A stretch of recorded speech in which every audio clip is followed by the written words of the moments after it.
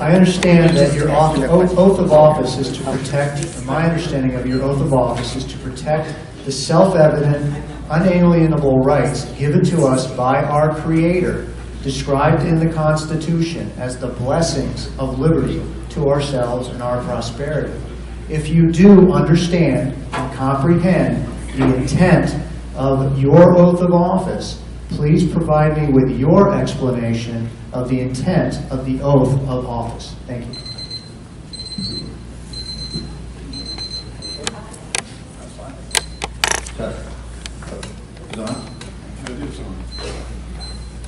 Thank you, Dave. My answer is very simple. The word that comes to mind for me is commitment. When you take the oath of office for sheriff, there comes responsibility that comes with it, and you're willing to take that responsibility and liability that goes along with the office. And it's just as simple as can be commitment, and I'm committed. That's what I want to do.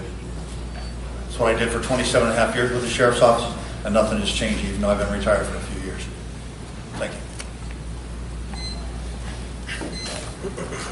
For me, taking the oath of office is understanding what the Constitution means, and understanding that you're going to take an oath to uphold that Constitution, regardless of who's telling you not to. And I do believe that if you're going to be an oath keeper, that you must possess the integrity that comes with that. Okay, your integrity can never be put into question. And once your integrity gets put into question, okay, your oath tends to go away. Florida Statute 30 gives the responsibilities of the sheriff. The entire chapter, okay, would be very impossible for me to sum that chapter up here in less than a minute to be able to talk. But understand, being an oath keeper understands that there's more than one or two amendments. There's a Fourth Amendment about search and seizures, an Eighth Amendment about beating somebody up or undue punishment. Okay, there's a lot of amendments to look at. There's not just one or two. Okay, so if you're going to be a sheriff that's going to talk about the Constitution and you're going to uphold your oath, know the entire Constitution, not just part of it. With all due respect, on my presentation, my entire presentation was less than 2 minutes. I'm looking at my watch right here, and it was actually 1 minute and 27 seconds, and I was cut off. No disrespect to Mrs. Brumell. As far as the question from the floor, well, the Florida Sheriff is the second most powerful position elected in the state. His job is to protect, harm from attack, and protect your constitutional rights. The sheriff and his deputies take an oath to uphold the laws outlined by the Constitution, not the wishes of your local politicians. How was that? That was very good, Eddie. And I agree. It's all about integrity, professional, and trust, and also accountability, and always leading from the front. We're not only we're here to protect our children and our community, but we're here to protect every single body. And we'll talk about integrity, professional, and trust, and accountability. All right, we have a question up front here. One of the other candidates has a question of the sheriff. Do you have it for a specific individual or for all of us? All of them. All right, go ahead. As you know, my name is David Morris. I'm a candidate for school board, and my question to you is, what is your position on common law grand juries?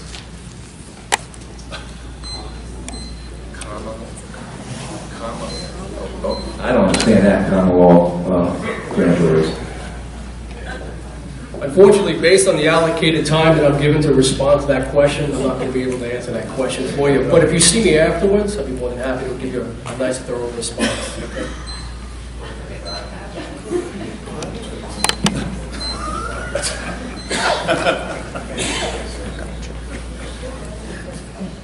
In a way, Ed's right, but to understand what a grand jury is, I mean, Ed did an article on the Constitution, and he also did an article on talking about where we stand with the Constitution, and there's supposed to be a juror on duty at all times, okay, where you can go in and request a grand jury. We talked about getting a citizens advisory board, okay. The common law grand jury could replace that citizens advisory board if we go back to what common law is about. But to get any more detailed than that, we'd be sitting here for another 20 minutes, okay. But I'll take it that far just to show you that I do somewhat know what we're talking about here, and then you can talk to me later too.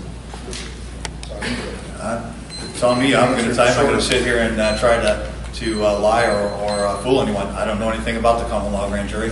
I'll be happy to research it, come up with an answer. If somebody wants to ask me later what it means, I'll be glad to tell you. Thank you.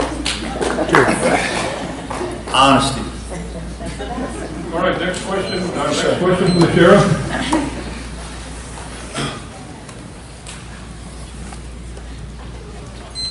The budget for the sheriff's office is probably one of the largest budgets in the county that's administered by one individual.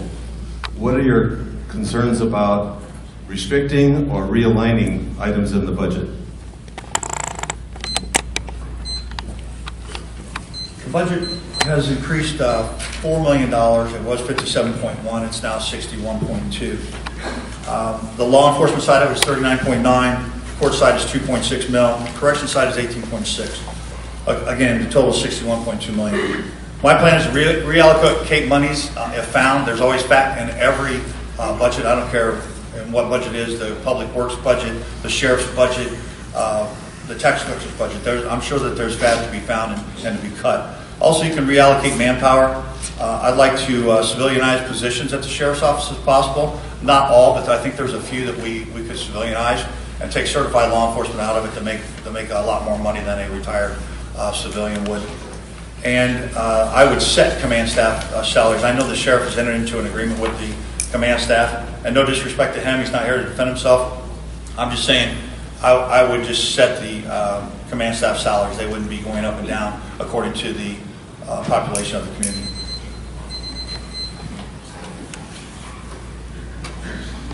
Here goes one of my untruths. The sheriff's office is top-heavy. You can't get any more top-heavy than it is. We've got a sheriff, a colonel, 3 majors, 7 captains, 22 lieutenants, 36 sergeants, and 32 corporals. Holy mackerel.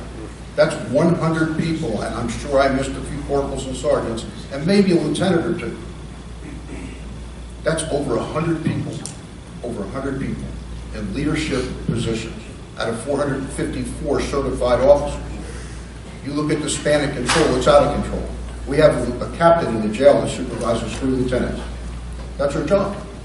She makes almost $100,000 a year and supervises 3 lieutenants. When I was a jail administrator, we had a captain as the commander. We had a lieutenant as the assistant commander. When we had the sheriff, we had a sheriff, an undersheriff, 1 major, and 3 captains. Wow, let me say it again. 3 majors, 7 captains, 22 lieutenants. You want to know where we can cut some? Let's start cutting at the top. Let's start getting the people, the boots on the ground, the money that they deserve, okay, and take it away from the defense staff. There's an old saying with the state, it's all about quality, not quantity. And my fellow candidate, he hit it right on the mark. When we talk about leadership, we talk about a realignment of our administration, of better leaders. As a result, there's less leaders that we need in a department like that. That would be one reduction. Creating divisions within the agency to replace some of the reduction that we may have with the budget. Another thing is the issues with the jail. Mismanaged money there for expansions instead of addressing the issues that are currently existing within the jail. This was one of my number 1 on my plan, the budget. And I'm going to kind of echo what Dale was saying. Each of the past 4 years, we've seen an increase in the Charlotte County budget from $54.5 million in 2012 to $58 million in 2014. And now, right, Dale, we're at $61.2 million. My question to everyone, are you getting a $7 million increase of service? Now, this is in 4 years. What's going to happen 4 years from here? Are we going to be close to like $70 million for a budget? You know, the old saying, fund meter won't be safe, and that's a phrase that you may hear from a traditional sheriff. But I'll tell you today that this is a more educated world that it doesn't cut it anymore. Our citizens do know that law enforcement costs us money. We all know that. But it's not about that. It's about the quality of what you're buying. I'd like to ask all of you guys, what is your opinion of Charlotte County Cop Watch, which holds police and sheriffs accountable? Are you fine with that? Okay, I'll start. I don't know much about the Charlotte County Cop Watch, but I believe we all need to be held accountable. We're in that position. as a constitutional officer to here to serve and protect the people in our community. And yes, we need to all be accountable for what we do out here. It's freedom of speech. As a constitutional sheriff, I protect the right for freedom of speech.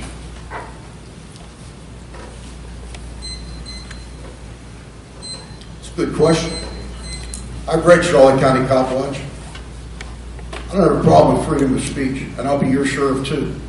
However, I have a problem with people that may not like the cops. And I have a problem with twisting it one way and not the other. If you're going to tell the story, tell the whole story, or don't tell the story at all. If you're a cop hater and you're operating this, I'd have a problem with it, okay? If you just want to inform people and keep them educated under your First Amendment right, okay? But tell both sides of the story. Don't just tell one side. That's what you get for being last on this when they ask you a question, but I believe in freedom of speech too and rights. I believe everybody has the right to do whatever they feel is right. It's a free country. That's why we all live here.